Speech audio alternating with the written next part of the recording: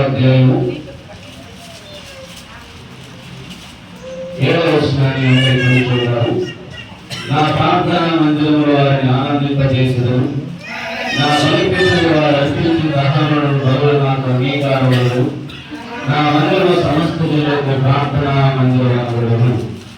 అలాగే మొదటి కొరింథీయులకు రాసిన పత్రిక 11వ అధ్యాయము,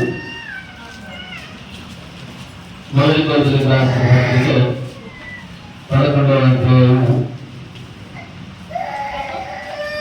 23వ వచనం నుంచి దయచేసి 27వ వచనం వరకు నేను చదువుతాను చూడండి.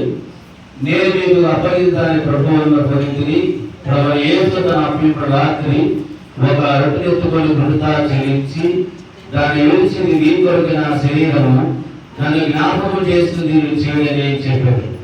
ఆ ప్రకారం భోజనం బట్ట ఆయన పాత్ర ఎత్తుకొని ఈ పాత్ర నా రక్తము కొత్త నిబంధన, మీరు తాగునప్పుడల్లా నన్ను జ్ఞాపకం చేస్తుంది చేయని చెప్పారు. మీరే రొట్టెను తిని పాత్రలు తాగునప్పుడల్లా ప్రభువు వచ్చే వరకు ఆయన మరణమును ప్రచురించుదరు. కాబట్టి ఎవరు యోగ్యముగా ప్రభు యొక్క రొట్టెను తినో లేక ఆయన పాత్రలు తాగులో వాడు ప్రభు యొక్క శరీరమును గురించి రక్తము గురించి అపరాధేయులను. కాబట్టి ప్రతి మనుషుడు తను తాను పరీక్షించుకోగలను, అలాగ చేసి ఆ రొట్టెని ఆ పాత్రలోని రాగలరు. ప్రార్థన చేస్తాము ప్రభు యొక్క సహాయం కోరే. ప్రియమైన మా ప్రభువు తండ్రి, పరిశుద్ధమైనటువంటి దేవ, ఘనమైన శ్రేష్టమైనటువంటి మీ నామానికి వందనాలు చెల్లించు. నీ యొక్క నిత్య నిబంధన రక్తాన్ని మా మీద పోషించుకొని దీనులుగా ఈ యొక్క గ్రామమును ప్రేమించి నూతనముగా ప్రభువా ఈ ఎప్పుడు అవసర ప్రేరిని ప్రతిష్ఠిత కార్యక్రమంగా ఇంతవరకు పాటలతో వాయిద్యాలతో గట్టిగా స్వరణతో అలాగే తండ్రి వాక్య వెలుగులో ఆత్మతో సత్యముతో మీరు సేవించి ఆరాధించగలిగే కృపనిచ్చినారు. మీకు స్తోత్రాలు. యోగముగా మీ శరీర రక్తవాసులు పాల్గొన్నట్లు ఏ ఉద్దేశంతో ప్రభు ఈ యొక్క అలజని గ్రామంలో నీ యొక్క మందిరం నిర్మించి దేని కొరకు ఉంచి ఉన్నారో మీ ఆలోచనలు మీ సంకల్పాలు చేరువచ్చిన వారందరితో కూడా నాతో కూడా మీరు మాట్లాడి మహిమ పొందము. చేరువచ్చినటువంటి బంధుమిత్రులు, రక్త సంబంధికులు, ఆత్మీయులు, గ్రామస్తులు, పెద్దలు, అనేకులు, స్నేహితులు, నిలవాళ్ళు, వెలుగు పొరుగు వారు, ఆహ్వానితులు అందరితో కూడా ఇక్కడ కూర్చున్న వారితోనూ ఈ శబ్దం వినుచున్న వారందరితో కూడా మీరు మాట్లాడి మహిమ పొందవలసిందిగా ప్రార్థన చేస్తూ మీ కృపా సహాయం కోరుకుంటూ మా ప్రభువును మీ ప్రియకుమారుడు యేసు నామమున ప్రార్థించి వేడుకున్నాము.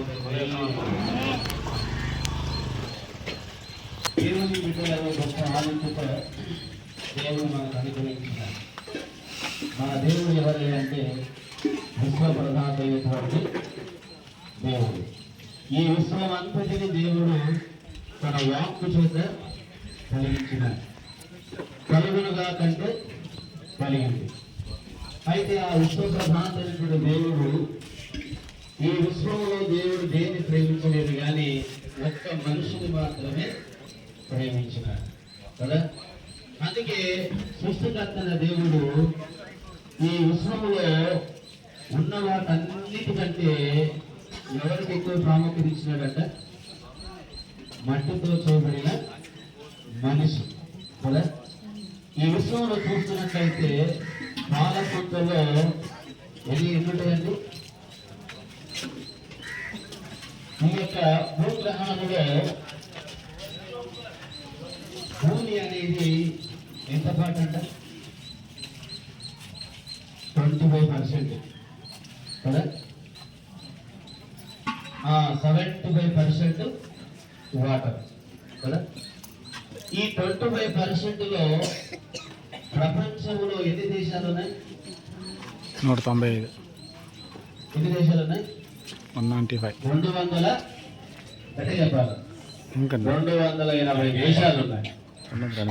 ఆ దేశాలలో ఖండాలని 195. ఆ ఖండాలలో మన ఖండం ఏది కదా? ఆసియా ఖండంలో దేశాలండి. అయితే ఆ దేశంలో మన దేశం ఏంది? భారతదేశం. భారతదేశంలో ఎన్ని రాష్ట్రాలు? ఎన్నమ్మా? 29.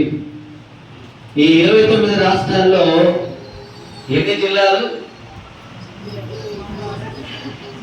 సారీ, జిల్లాలు ఎన్ని?